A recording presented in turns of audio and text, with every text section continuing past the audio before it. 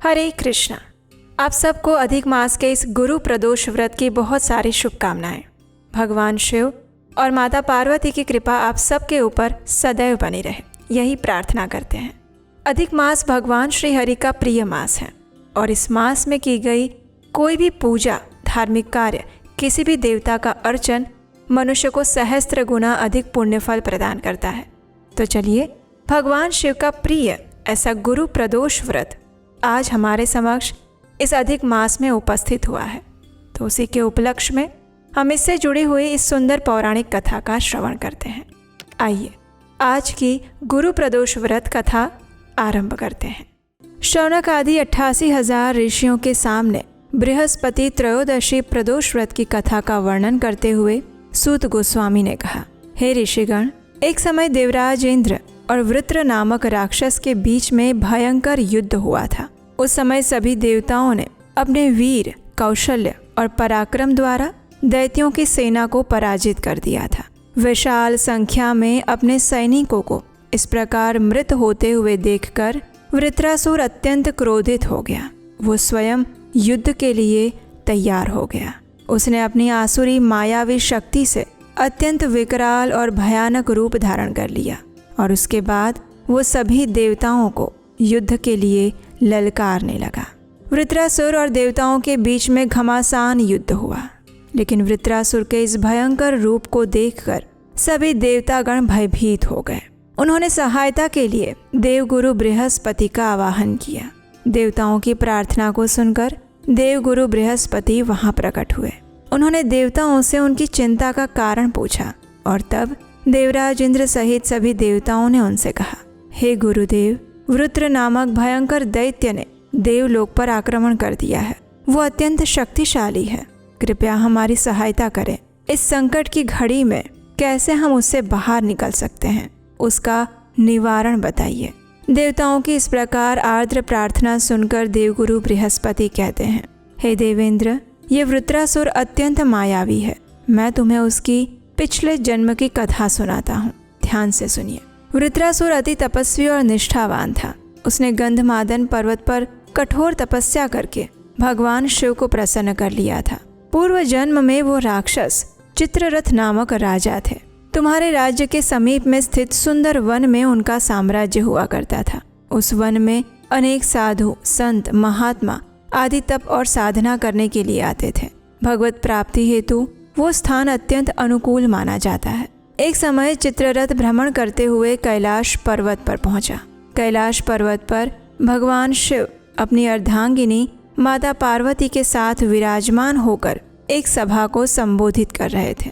चित्ररथ उनके स्वरूप और उनके समीप विराजमान देवी पार्वती का दर्शन करके हाथ जोड़कर उपहास करते हुए भगवान शिव से कहने लगा, हे भगवान, हम तो साधारण जीव हैं, इसलिए माया के वशीभूत होकर स्त्रियों के मोह में फंस जाते हैं। लेकिन देवलोक में तो कहीं भी मैंने किसी को स्त्री सहित सभा में विराजते हुए नहीं देखा है। चित्ररथ के मुख से ऐसे व्यंग्यपूर्ण वचनों को सुनकर भगवान शिव हंसने लगे। उन्होंने कहा, हे राजन, मेरा व्यावहारिक दृष्टिकोण बाकी सभी से भिन्न है। मैंने कालकूट जैसे सृष्टि संहारक महाविष का पान किया है। इसके बाद भी अगर तुम्हें लगता है कि मुझ पर व्यंग करना चाहिए तो ठीक है। भगवान शिव तो क्रोधित नहीं हुए। उन्होंने इस बात को हंसी में टाल दिया। लेकिन देवी पार्वती चित्ररथ पर अत्यंत क्रोधित हो गई। उन्होंने उसकी ओर दृष्टि करते हुए कहा, अरे दुष्ट प्राणी, तूने मेरे सामने मेरे स्वामी और समस्त चराचर जगत में व्याप्त महादेव का उपहास किया है, इसलिए तुझे अपने इस पाप कर्म का दंड अवश्य भोगना होगा। इस सभा में उपस्थित सभी ज्ञानी जन समस्त शास्त्रों के तत्व को जानते हैं।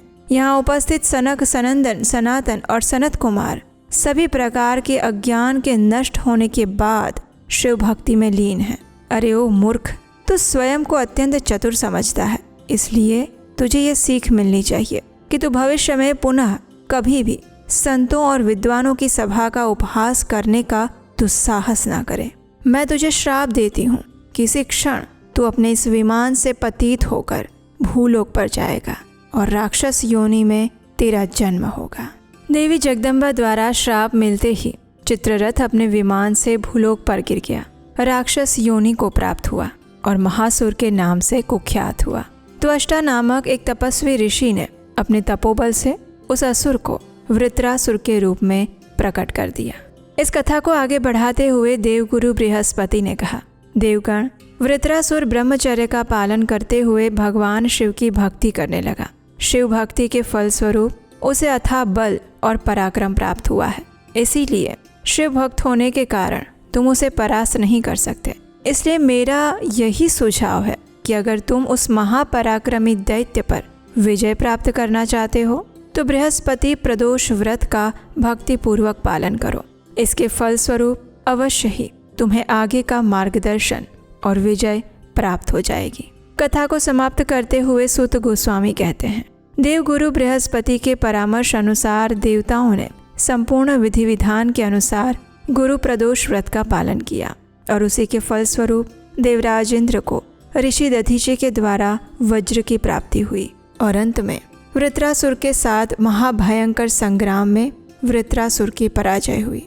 देवलोक पर आए हुए भीषण संकट का निवारण हुआ और इस प्रकार जो भी इस परम पुण्य प्रदायक प्रदोष व्रत का निष्ठापूर्वक पालन करता है उसके समस्त कष्टों का शमन हो जाता है, मनोवांछित कामनाओं की पूर्ति होती है।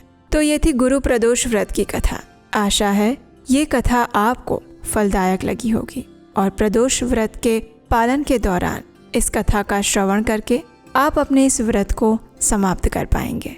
प्रदोष व्रत वाले दिन प्रातः काल में और संध्या काल में पूजा के बाद 2 समय में इस प्रदोष व्रत की कथा को सुनना चाहिए। अगर आज की कथा अच्छी लगी है तो उसे लाइक कीजिए, चैनल को सब्सक्राइब कीजिए और ऐसे ही सुंदर प्रमाणभूत पौराणिक कथाएं सुनते रहने के लिए बार बार आपके अपने चैनल उपदेश शास्त्रकम पर आते रहिए। भगवान शिव आपकी और आपके परिवार की सदैव सुरक्षा करें और आपकी मनोकामना पूर्ण करें। हरे कृष्ण।